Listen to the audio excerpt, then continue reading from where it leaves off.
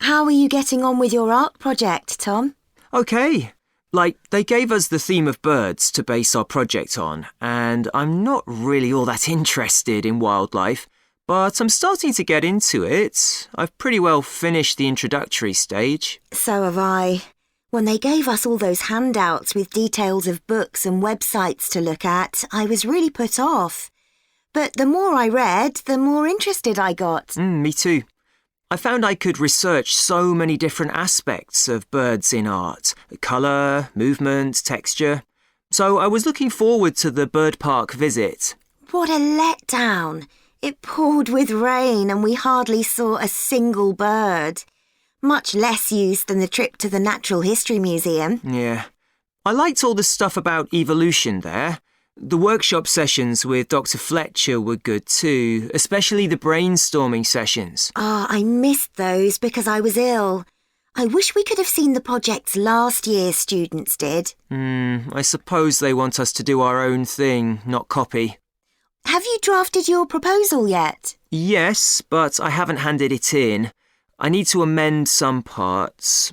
I've realised the notes from my research are almost all just descriptions. I haven't actually evaluated anything, so I'll have to fix that. Oh, I didn't know we had to do that. I'll have to look at that too. Did you do a timeline for the project? Yes, and a mind map. Yeah, so did I. I quite enjoyed that. But it was hard having to explain the basis for my decisions in my action plan. What? You know, give a rationale. I didn't realise we had to do that. OK, I can add it now. And I've done the video diary presentation and worked out what I want my outcome to be in the project. Someone told me it's best not to be too precise about your actual outcome at this stage, so you have more scope to explore your ideas later on. So I'm going to go back to my proposal to make it a bit more vague. Really? OK, I'll change that too then. Before you hear the rest of the discussion, you have some time to look at questions 25 to 30.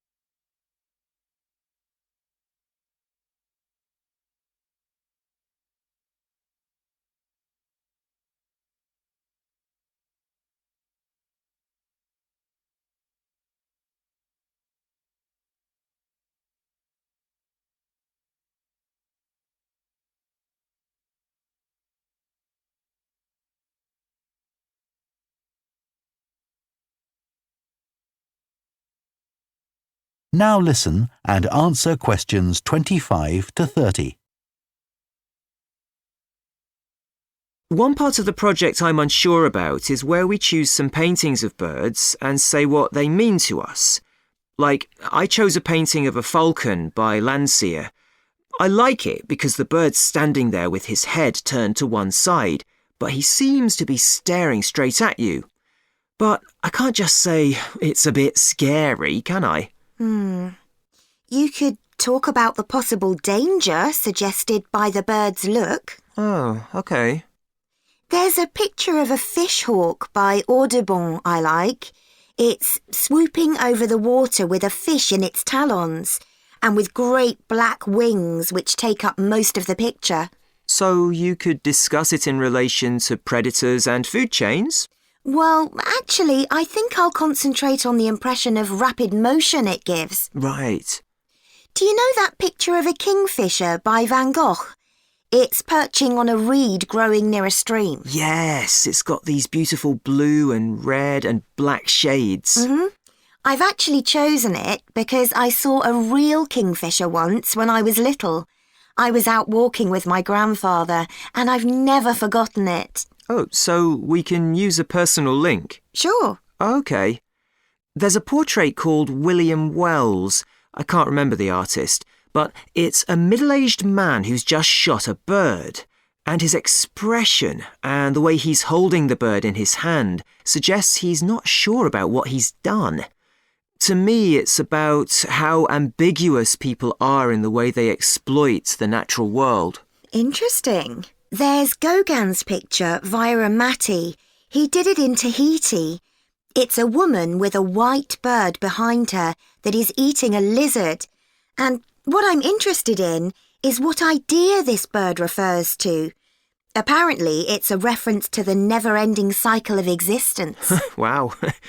I chose a portrait of a little boy, Giovanni de' Medici. He's holding a tiny bird in one fist. I like the way he's holding it carefully so he doesn't hurt it. Oh, right.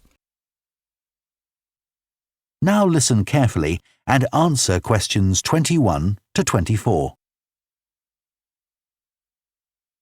So, Luke, for our next psychology assignment, we have to do something on sleep and dreams. Right. I've just read an article suggesting why we tend to forget most of our dreams soon after we wake up. I mean, most of my dreams aren't that interesting anyway. But what it said was that if we remembered everything, we might get mixed up about what actually happened and what we dreamed. So it's a sort of protection. I hadn't heard that idea before. I'd always assumed that it was just that we didn't have room in our memories for all that stuff. Me too. What do you think about the idea that our dreams may predict the future? It's a belief that you get all over the world. Yeah, lots of people have a story of it happening to them. But the explanation I've read is that for each dream that comes true, we have thousands that don't, but we don't notice those. We don't even remember them.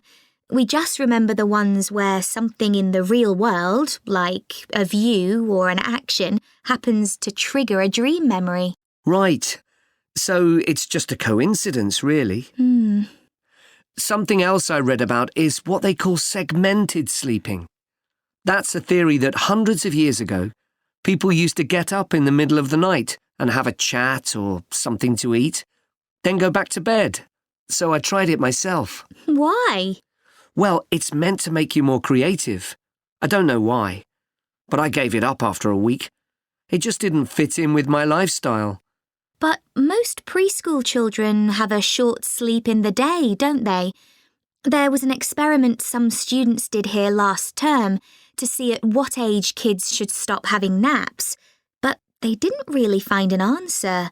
They spent a lot of time working out the most appropriate methodology, but the results didn't seem to show any obvious patterns. Right. Anyway, let's think about our assignment. Last time I had problems with the final stage, where we had to describe and justify how successful we thought we'd been. I struggled a bit with the action plan too. I was okay with the planning, but I got marked down for the self-assessment as well.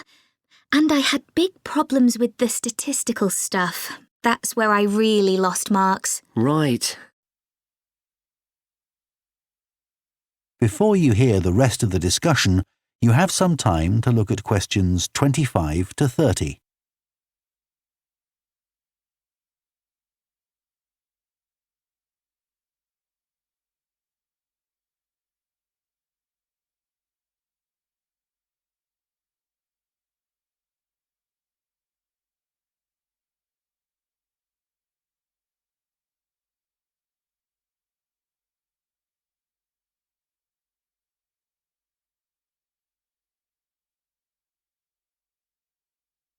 Now listen and answer questions 25 to 30. So, shall we plan what we have to do for this assignment? Okay. First, we have to decide on our research question. So, how about, is there a relationship between hours of sleep and number of dreams? Okay. Then we need to think about who we'll do the study on. About 12 people? Right. And shall we use other psychology students? Let's use people from a different department. What about history? Yes, they might have interesting dreams. Or literature students. I don't really know any. OK, forget that idea. Then we have to think about our methodology. So we could use observation, but that doesn't seem appropriate. No. It needs to be self-reporting, I think.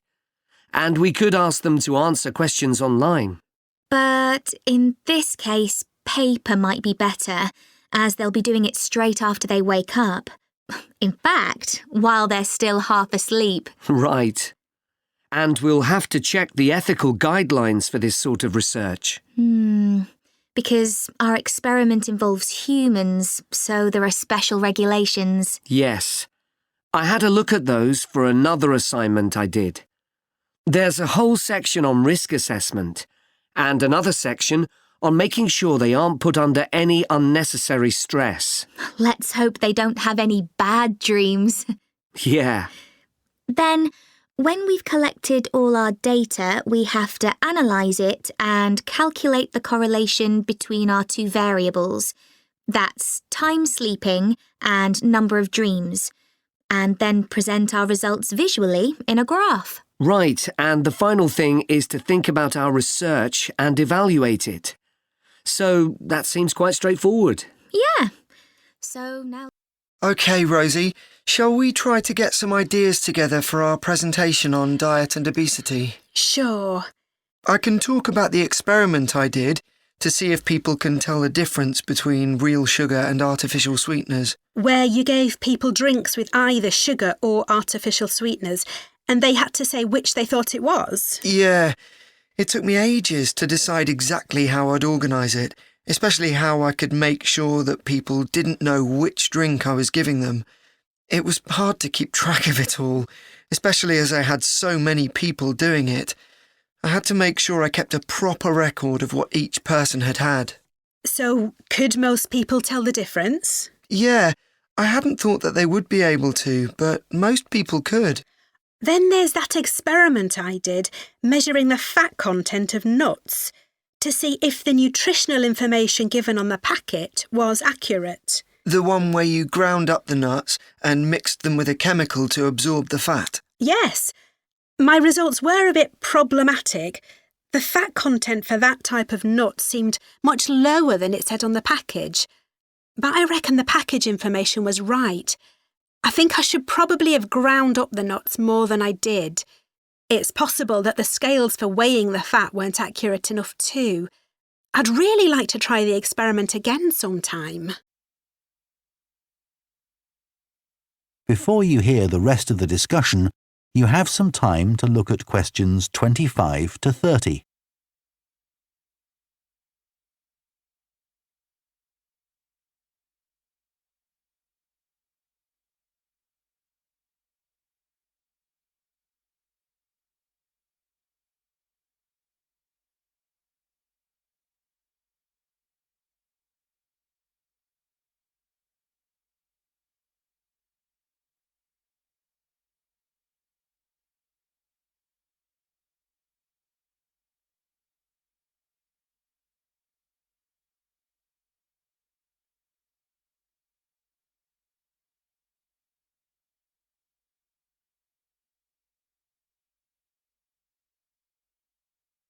Now listen and answer questions 25 to 30.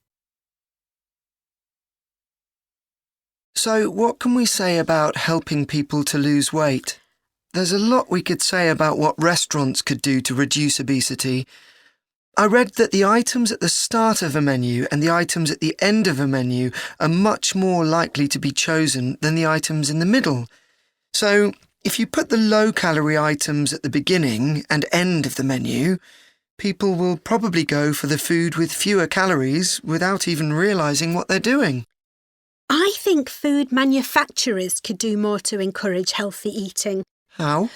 Well, when manufacturers put calorie counts of a food on the label, they're sometimes really confusing, and I suspect they do it on purpose, because food that's high in calories tastes better, and so they'll sell more. Yeah, so if you look at the amount of calories in a pizza, they'll give you the calories per quarter pizza, and you think, oh, that's not too bad. But who's going to eat a quarter pizza? Exactly. I suppose another approach to this problem is to get people to exercise more. Right. In England, the current guidelines offer at least 30 minutes of brisk walking 5 days a week. Now, when you ask them, about 40% of men and 30% of women say they do this. But when you objectively measure the amount of walking they do with motion sensors, you find that only 6% of men and 4% of women do the recommended amount of exercise. So you can see why obesity is growing. So how can people be encouraged to take more exercise? Well, for example, think of the location of stairs in a train station. If people reach the stairs before they reach the escalator when they're leaving the station, they're more likely to take the stairs. And if you increase the width of the stairs, you'll get more people using them at the same time. It's an unconscious process and influenced by minor modifications in their environment. Right. And it might not be a big change, but if it happens every day, it all adds up. Yes, but actually, I'm not sure if we should be talking about exercise in our presentation. Well, we've done quite a bit of reading about it. I know, but it's going to mean we have a very wide focus, and our tutor did say that we need to focus on causes and solutions in terms of nutrition. Oh, I suppose so. And we've got plenty of information about that. OK, well, that will be simpler. So, what shall we do now? We've still got half an hour before our next lecture. Let's think about what we're going to include and what will go where. Then we can decide what slides we need. OK, fine. Now that we've done all the research into bike-sharing schemes in cities around the world, we need to think about how we're going to organise our report. Right. I think we should start by talking about the benefits. I mean, it's great that so many cities have introduced these schemes where anyone can pick up a bike from dozens of different locations and hire it for a few hours. It makes riding a bike very convenient for people. Yes, but the costs can add up, and that puts people on low incomes off in some places. I suppose so. But if it means more people in general are cycling rather than driving, then because they're increasing the amount of physical activity they do, it's good for their health. OK, but isn't that of less importance? I mean, doesn't the impact of reduced emissions on air pollution have a more significant effect on people's health? Certainly in some cities, bike sharing has made a big contribution to that, and also helped to cut the number of cars on the road significantly. Which is the main point. Exactly. But I'd say it's had less of an impact on noise pollution because there are still loads of buses and lorries around. Right. Shall we quickly discuss the recommendations we're going to make? In order to ensure bike-sharing schemes are successful? Yes. OK. Well, while I think it's nice to have really state-of-the-art bikes with things like GPS, I wouldn't say they're absolutely necessary. But some technical things are really important, like a fully functional app, so people can make payments and book bikes easily. Places which haven't invested in that have really struggled. Good point. Some people say there shouldn't be competing companies offering separate bike-sharing schemes, but in some really big cities, competition's beneficial. And anyway, one company might not be able to manage the whole thing. Right. Deciding how much to invest is a big question. Cities which have opened loads of new bike lanes at the same time as introducing bike-sharing schemes have generally been more successful. But there are examples of successful schemes where this hasn't happened. What does matter, though, is having a big publicity campaign. Definitely. If people don't know how to use the scheme or don't understand its benefits, they won't use it. People need a lot of persuasion to stop using their cars. Before you hear the rest of the discussion, you have some time to look at questions 25 to 30.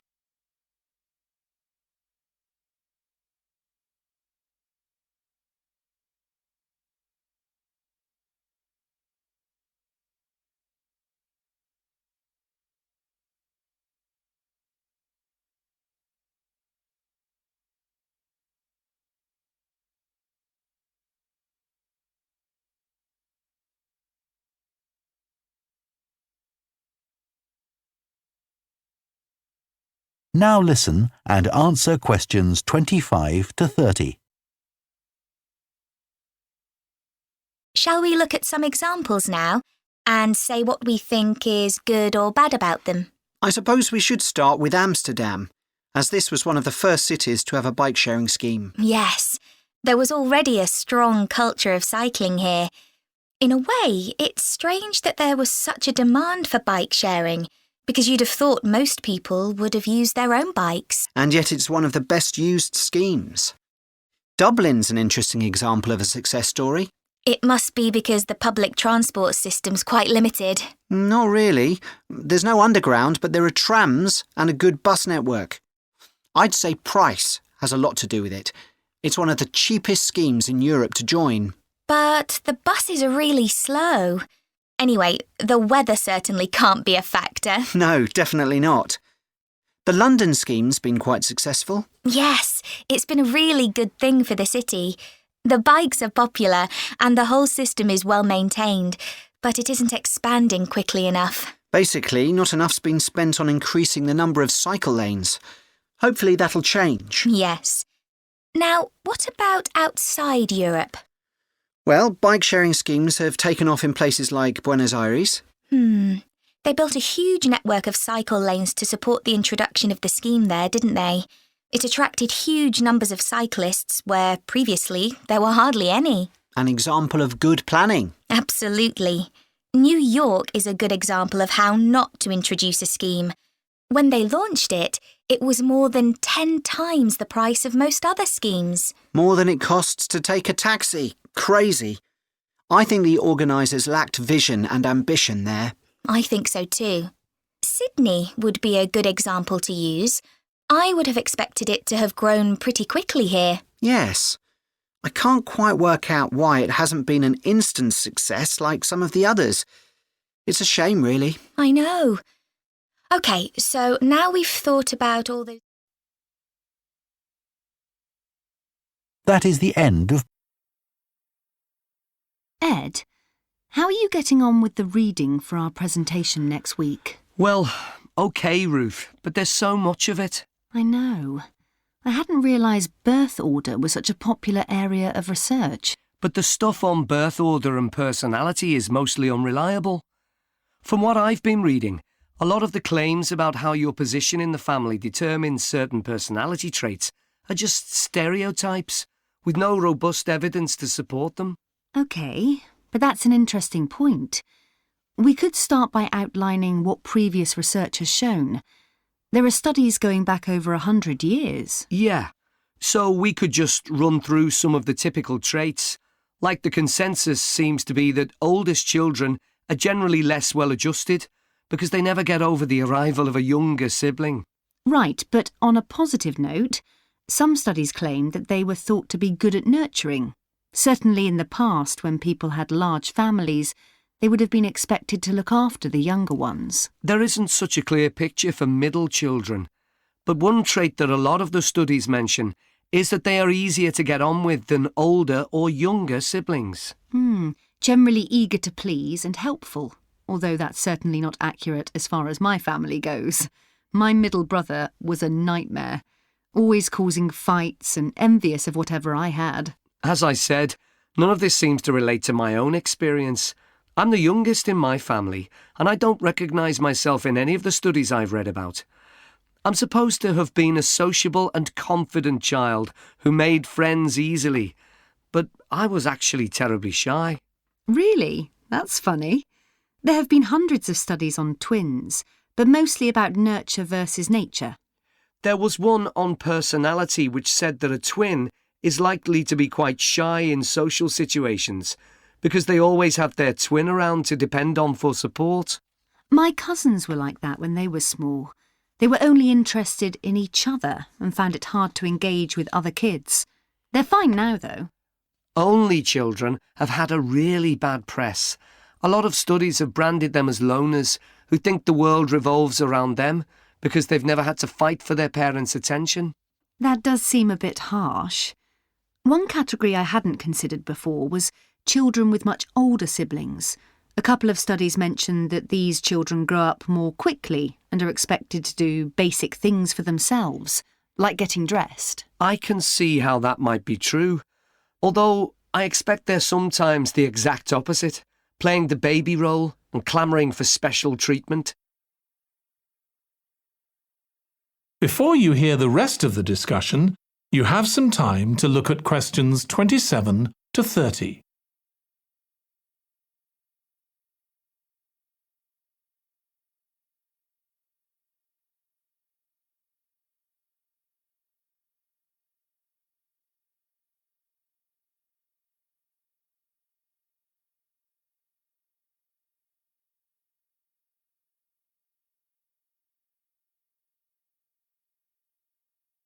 Now listen and answer questions 27 to 30. What was the problem with most of these studies, do you think?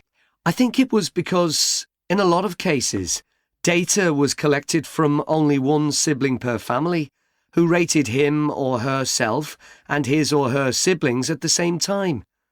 Some of the old research into the relationship between birth order and academic achievement has been proved to be accurate, though. Performances in intelligence tests declined slightly from the eldest child to his or her younger siblings. This has been proved in lots of recent studies. Yes, although what many of them didn't take into consideration was family size. The more siblings there are, the likelier the family is to have a low socio-economic status, which can also account for differences between siblings in academic performance. The oldest boy might be given more opportunities than his younger sisters, for example. Exactly. But the main reason for the marginally higher academic performance of oldest children is quite surprising, I think. It's not only that they benefit intellectually from extra attention at a young age, which is what I would have expected. It's that they benefit from being teachers for their younger siblings by verbalising processes. Right. And this gives them status and confidence, which again contributes in a small way to better performance. So, would you say sibling rivalry has been a useful thing for you? I think so. My younger brother was incredibly annoying, and we fought a lot. But I think this has made me a stronger person. I know how to defend myself. We had some terrible arguments, and I would have died rather than apologise to him.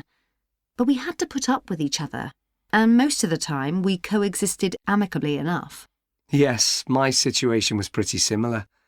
But I don't think having two older brothers made me any less selfish. I was never prepared to let my brothers use any of my stuff. That's perfectly normal. So let's check we both know what we're supposed to be doing. OK. So, for the university's open day, we have to plan a display on British life and literature in the mid-19th century. That's right. But we'll have some people to help us find the materials and set it up, remember? For the moment, we just need to plan it. Good. So, have you gathered who's expected to come and see the display? Is it for the people studying English or students from other departments? I'm not clear about it. Nor me. That was how it used to be, but it didn't attract many people, so this year it's going to be part of an open day to raise the university's profile. It'll be publicised in the city to encourage people to come and find out something of what goes on here, and it's included in the information that's sent to people who are considering applying to study here next year. Presumably, some current students and lecturers will come? I would imagine so. But we've been told to concentrate on the other categories of people. Right. We don't have to cover the whole range of 19th century literature, do we? No, it's entirely up to us. I suggest just using Charles Dickens. That's a good idea. Most people have heard of him and have probably read some of his novels or seen films based on them. So that's a good lead-in to life in his time. Exactly. And his novels show the awful conditions that most people had to live in, don't they? He wanted to shock people into doing something about it. Did he do any campaigning other than writing? Yes, he campaigned for education and other social reforms and gave talks. But I'm inclined to ignore that and focus on the novels. Yes, I agree. Before you hear the rest of the discussion, you have some time to look at questions 25 to 30.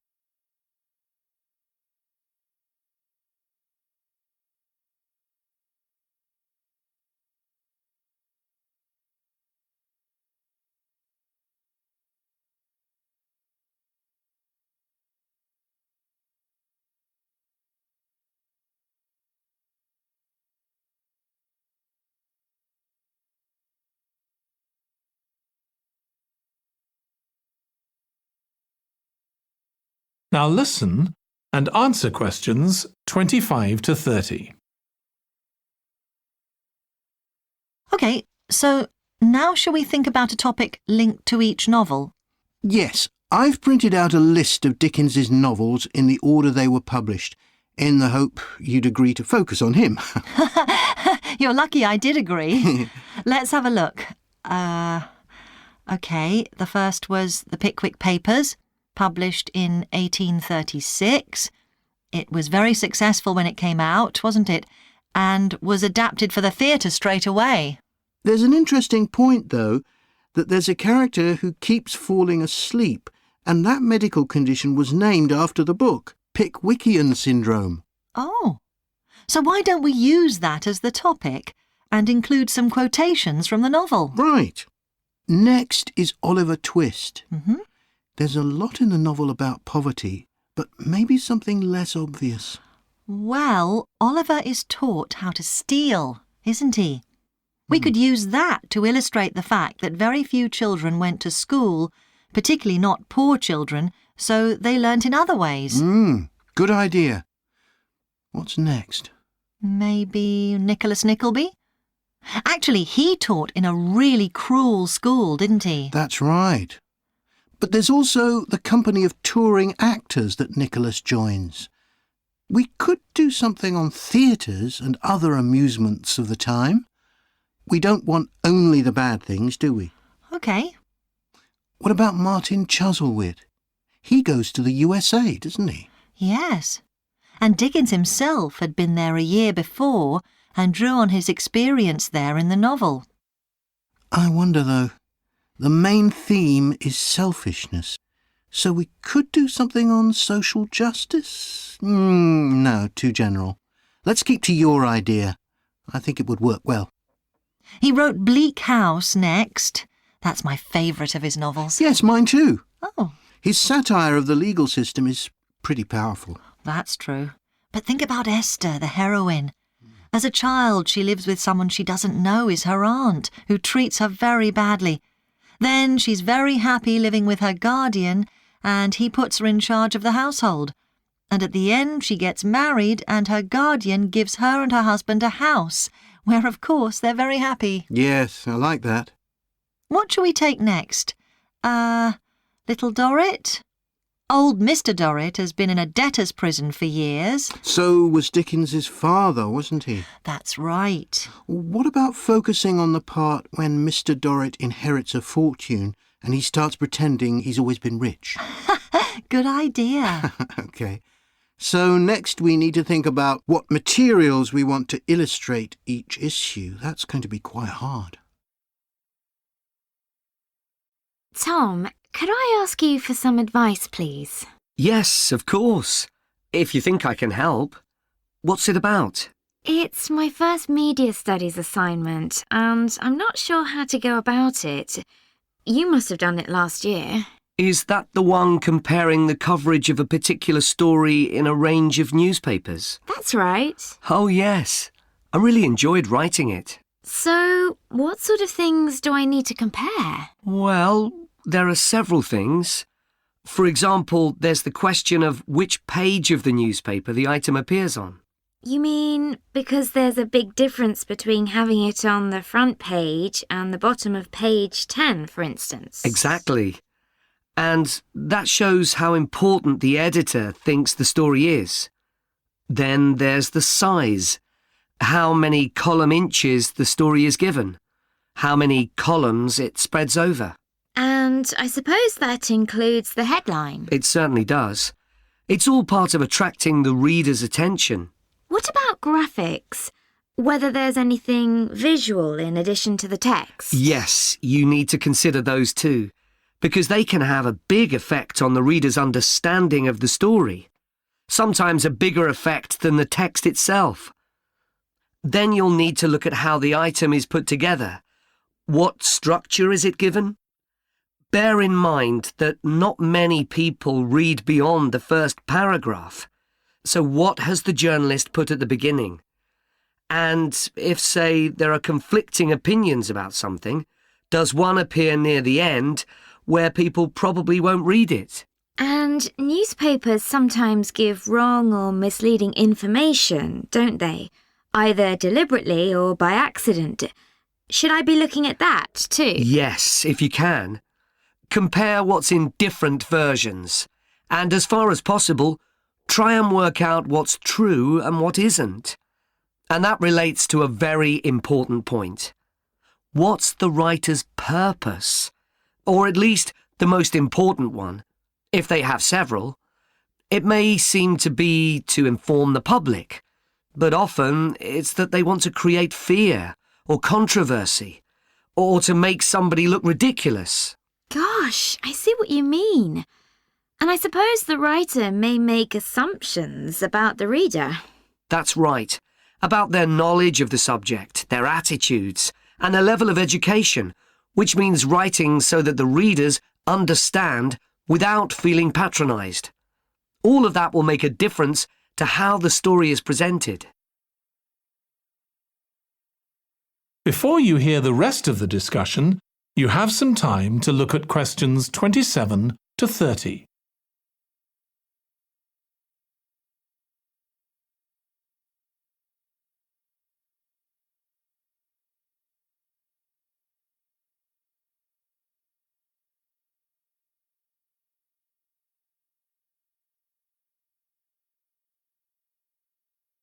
Now listen and answer questions 27 to 30.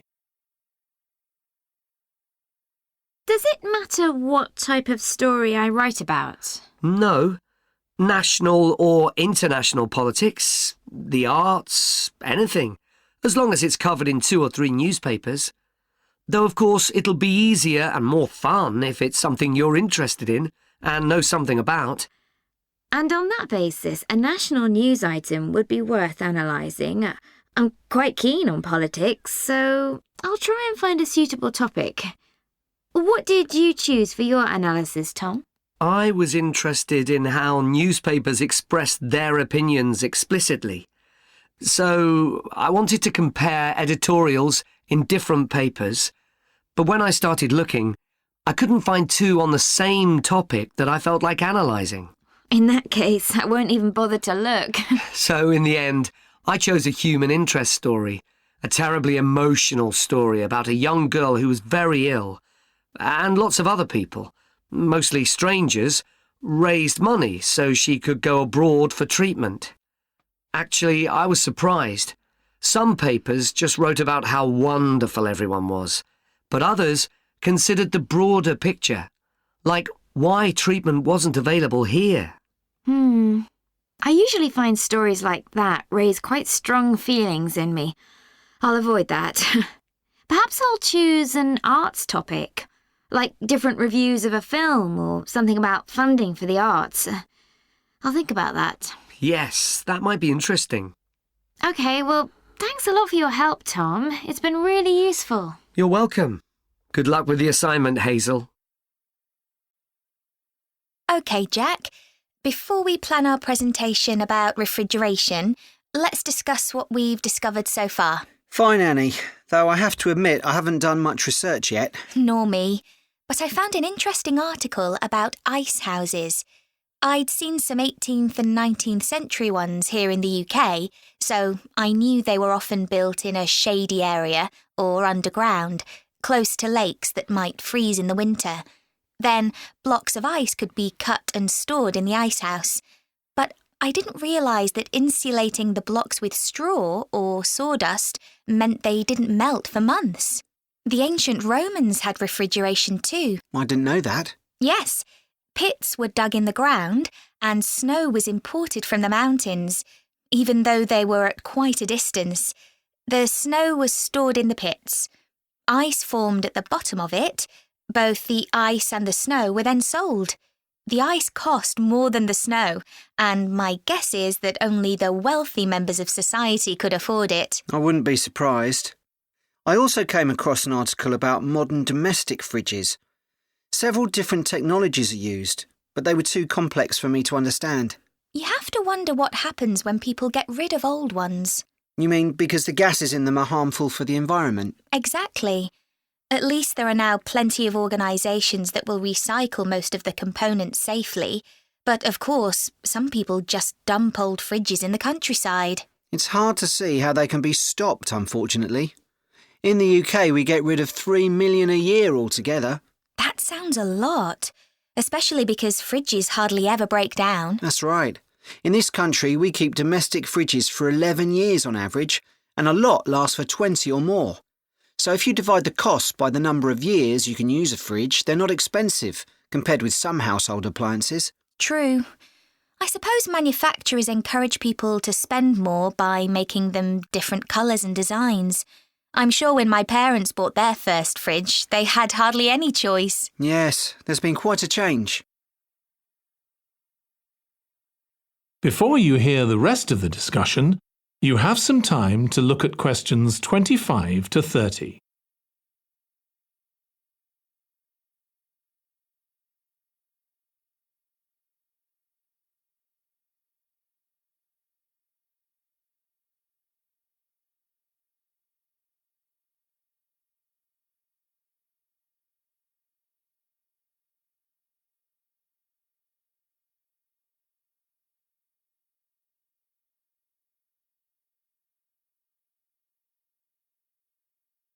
Now listen and answer questions 25 to 30.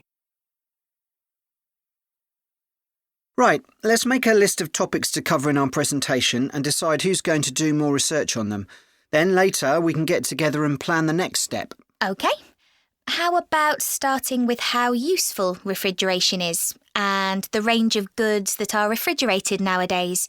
Because, of course, it's not just food and drinks. No, I suppose flowers and medicines are refrigerated too. And computers.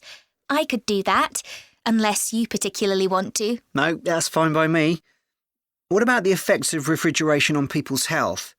After all, some of the chemicals used in the 19th century were pretty harmful, but there have been lots of benefits too, like always having access to fresh food. Do you fancy dealing with that? I'm not terribly keen, to be honest. Nor me. My mind just goes blank when I read anything about chemicals. Oh, all right then. I'll do you a favour. But you owe me, Jack. OK. What about the effects on food producers? Like farmers in poorer countries being able to export their produce to developed countries. Something for you, maybe? I don't mind. It should be quite interesting. I think we should also look at how refrigeration has helped whole cities. Like Las Vegas, which couldn't exist without refrigeration because it's in the middle of a desert. Right. I had a quick look at an economics book in the library that's got a chapter about this sort of thing. I could give you the title if you want to do this section. Not particularly, to be honest. I find economics books pretty heavy going as a rule. OK, leave it to me then. Thanks. Then there's transport and the difference that refrigerated trucks have made. I wouldn't mind having a go at that. Don't forget trains too. I read something about milk and butter being transported in refrigerated railroad cars in the USA right back in the 1840s. I hadn't thought of trains. Thanks. Shall we have a separate section on domestic fridges? After all, they're something everyone's familiar with. What about splitting it into two? You could investigate 19th and 20th century fridges, and I'll concentrate on what's available these days and how manufacturers differentiate their products from those of their competitors. OK, that'd suit me.